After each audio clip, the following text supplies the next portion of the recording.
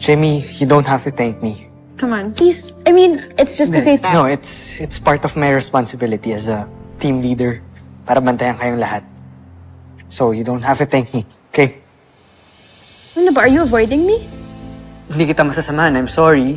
If gusto mo, pasama ka kay Little John, kay Big Bird, or kay Mark.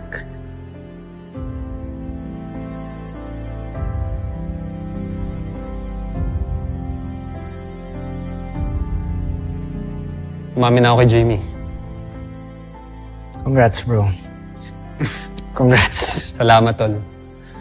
Alam mo kung di dahil sa pep talk mo na isang araw, hindi ako magkakaroon ng confidence sabihin sa kanya yun. Kami na ni Mark.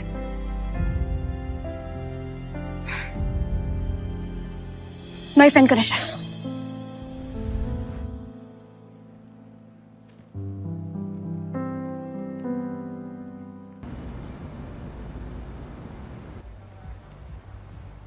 Ano? Wasak na wasak ka na, ano? Alam ko na mangyayari to eh. Kung nakinig ka lang sa akin, edi sana ko yung sinagot ni Jamie, hindi si Mark. Mas bagay yung dalawang yun kaysa sa amin, mga papa. Tumission over heartcrap na naman. Aminin mo na kasi sa sarili mo na nagsisisi ka na eh. Tignan mo. Kaya nga tayo nagiinom ngayon, di ba? Big Bird, di ko tinatrato na maayos si Jamie. Lalo na ng mga nakaraan. Tingin mo mas masisisi mo siya? Mas pinili niya yung cowboy na yun kaysa sa akin? Isipin mo nga mabuti. Alam mo kung bakit? You've gone overboard.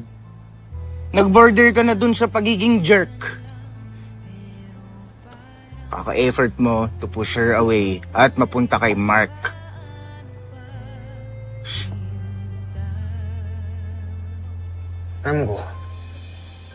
Alam ko, jerk ako.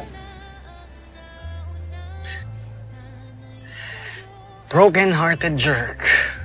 Cheers.